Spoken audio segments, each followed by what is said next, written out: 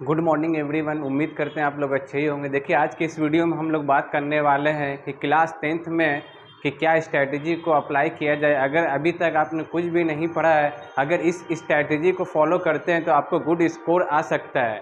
ठीक है, अगर सोच रहे हैं कि स्टार्ट करने के लिए अभी से, तो इस स्ट्रैटेजी को फॉलो करिए, आपके एग्ज़ाम में एक गुड स्कोर आ सकता है। तो सबसे पहला स्ट्रैटेजी क्या बोलता है कि अंडरस्टैंड द सिलेबस फर्स्ट। सबसे पहले कि आपको सीबीएसई ऑफिशियल वेबसाइट से सिलेबस को डाउनलोड करना है। डाउनलोड करने के बाद उसमें देखना है कि कौन कौन सा आपको सिलेबस में टॉपिक आपको दिया गया है, ठीक है, और कौन से टॉपिक डिलीट हुआ। ये टॉपिक आपको अपडेट होता रहता है, ठीक है। इसीलिए सबसे पहले सीबीएसई को ऑफिशियल साइट पे जाना है, सिलेबस को डाउनलोड करिए। डाउनलोड करने के बाद वो जो टॉपिक है उस टॉपिक को देखिए और फिर उसको उसी के अकॉर्डिंग फिर पढ़ना स्टार्ट करिए। ये नहीं कि रैंडम कोई भी टॉपिक पढ़ रहे हैं, ठीक है। बहुत सा सीबीएसई ने अपडेट किया है। अंडरस्टैंड करिए पहले सिलेबस क्या है, फिर उसका प्रिंट आउट करवा के अपने पास रख लिए और उसके अकॉर्डिंग फिर पढ़ना आप स्टार्ट करिए, ठीक है। दूसरा पॉइंट क्या बोलता है कि आपको सबसे पहले प्रियोरिटी अपना सेट करना है, ठीक है, कि क्या कोर सब्जेक्ट है।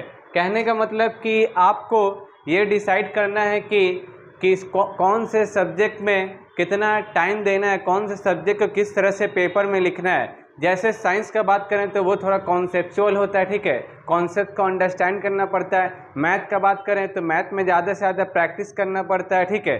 ज्योग्राफी का बात करें तो उसमें बहुत से चीज़ों को मेमोरी रखना पड़ता है। इंग्लिश का बात करें तो उसमें बहुत से चीज़ों को रिटेन रखना पड़ता है, ठीक है। तो ये सब आपको कोर सब्जेक्ट है। वीक सब्जेक्ट क्या है वो सब पे ध्यान देना है आपको, किस सब्जेक्ट को कितना टाइम देना है, ठीक है, किस सब्जेक्ट में लिखने का ज़्यादा प्रैक्टिस करना है, किस सब्जेक्ट में मेमोरी बेस्ड ज़्यादा आपको क्वेश्चन आएगा, तो उसके अकॉर्डिंग भी डिसाइड करना है आपको।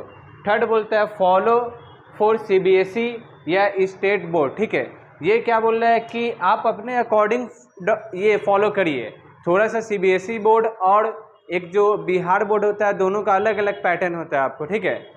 फॉलो तो एनसीईआरटी ही करना है, मगर थोड़ा सिलेबस का थोड़ा अपडेट होता है आपको, ठीक है। अगर सीबीएसई बोर्ड का बात करें तो थोड़ा क्वेश्चन का लेवल हाई रहता है आपको, ठीक है, बिहार बोर्ड के कंपेयर में। इसीलिए उसके अकॉर्डिंग आपको सेट करना है कि किस तरह से पेपर आता है एग्ज़ाम में और कौन से बोर्ड का पेपर आप दे रहे हैं। सीबीएसई बोर्ड का पेपर दे रहे हैं या फिर आपको स्टेट बोर्ड का पेपर दे रहे हैं, ठीक है। स्टेट बोर्ड का जैसे बिहार बोर्ड हो गया आपको, ठीक है। तो इस तरह से आपको डिसाइड करना है कि कौन से बोर्ड को एग्ज़ाम दे रहे हैं और उस बोर्ड को फॉलो करना है, ठीक है, कि उस बोर्ड में किस तरह से सिलेबस को दिया गया है आपको। फिर फोर्थ पॉइंट का मेक ए डेली रूटीन। सबसे पहले कि आपको डेली रूटीन भी सेट करना है, ठीक है। डेली रूटीन कहने का मतलब कि जब आप मॉर्निंग सुबह उठते हैं तो आपको क्या करना, अपने अकॉर्डिंग ये टाइम बनाना है, ठीक है। ये नहीं किसी का फॉलो कर रहे हैं। अगर किसी का फॉलो करिएगा आप तो वो चीज़ को आप अप्लाई नहीं कर सकते हैं आप। इसीलिए आपको अपने अकॉर्डिंग टाइम बनाना है, ठीक है, कि 9 से 10 आपको क्या करना है, फिर उसके बाद ब्रेकफास्ट कब करना है आपको, ठीक है, डिनर कब करना है, ठीक है, स्लीपिंग कब लेना है आपको, ठीक है। ये सब आपको खुद डिसाइड करना पड़ेगा अपने अकॉर्डिंग। टाइम बनाना ज़रूरी है, एक रूटीन बनाना ज़रूरी है कि दिन भर में आपको क्या करना है, कब चीज़ों को रिवाइज करना है, कब वीडियो लेक्चर देखना है, कब आपको टेस्ट देना है, ठीक है, कब आपको थोड़ा रिलैक्स देना है माइंड को। तो ये टाइम देना ज़रूरी है। टाइम को एक डायरी में लिख लीजिए। जब सुबह उठिए या एक दिन पहले उसको टाइम को बना ली कि दिन भर में हमको क्या क्या करना है।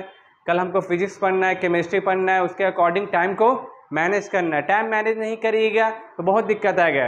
किसी सब्जेक्ट में ज़्यादा टाइम दे दीजिएगा, किसी सब्जेक्ट में आप कम टाइम दे पाइएगा। तो फिफ्थ पॉइंट क्या बोलता है, study smart not just hard. Hard तो स्टडी करना ही है, ठीक है। अगर हार्ड स्टडी नहीं करिएगा तो स्मार्ट तरीका आपको समझ में नहीं आएगा। तो स्टडी हार्ड करना है, हार्ड स्टडी करना, खूब मेहनत करना, उसके साथ स्मार्ट स्टडी भी करना है। स्मार्ट स्टडी कहने का मतलब क्या है, अगर आप ऑनलाइन या ऑफलाइन जा रहे हैं, जो आपको टीचर जो टॉपिक क्लास में डील कर रहे हैं उसको घर पे आकर रिवीजन करना है, उसका शॉर्ट नोट्स बनाना है और उससे रिलेटेड जो एनसीईआरटी में लिखा है उसको भी फॉलो करना है, उसको पढ़ना है घर जाके। स्मार्ट स्ट्रेटेजी ये होता है आपको, ठीक है। और जो टीचर बोल रहे हैं ऑनलाइन ऑफलाइन जहाँ भी जा रहे हैं क्लास करने, वहाँ देखना है कि कौन से टॉपिक वेरी वेरी इंपॉर्टेंट, उस पर ज़्यादा आपको कमांड रखना है, ठीक है। शॉर्ट नोट्स बनाना उससे रिलेटेड टॉपिक। आपको क्वेश्चन ज़्यादा से ज़्यादा प्रैक्टिस करना है, इसी को बोलते हैं हार्ड स्टडी करना है, मगर उसके साथ आपको स्मार्ट स्टडी भी करना है। फिर क्या बोल रहा है, make notes in simple language. आपको नोट्स बनाना है बिल्कुल सिंपल लैंग्वेज में। आपको नोट्स जो बनाइएगा बहुत ही अपने ही लायक, किसी का नोट्स फॉलो नहीं करिए। जो आपको नोट्स दे रहे हैं, ठीक है, अगर आप बनाने में बनाइए खुद से, तो आप जो खुद से बनाइएगा उसको रिवीजन करने में काफ़ी इजी होगा आपको, ठीक है। तो हम कहेंगे ये बेहतर होगा कि आप खुद से बनाइए नोट्स, किसी का फॉलो नहीं करिए। आप खुद से बनाइएगा तो चीज़ों को ज़्यादा अंडरस्टैंड कर पाइएगा, चीज़ों को ज़्यादा बढ़िया से समझ पाइएगा। तो जो भी टॉपिक पढ़े हैं उसको कॉपी में शॉर्ट नोट्स बना लेना है, कुछ नहीं करना है। शॉर्ट नोट्स बनाने का क्या बेनिफिट है आपको, जब आपके एग्ज़ाम टाइम आएगा तो पूरे चीज़ों को कवर करना पड़ता है, तो शॉर्ट नोट्स रहेगा तो कम टाइम में चीज़ों को आप रिवाइज कर पाइएगा।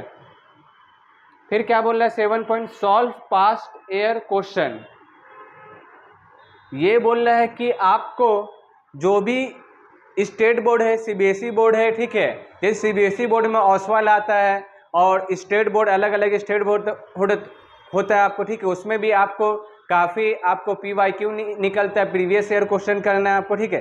प्रीवियस ईयर क्वेश्चन नहीं करना है, अगर नहीं करिएगा तो कहाँ से आइडिया लगेगा आपको कौन सा टॉपिक आपको इम्पॉर्टेंट है, किस टॉपिक पे ज़्यादा आपको कमांड देना है, किस टॉपिक को आपको कम देना है।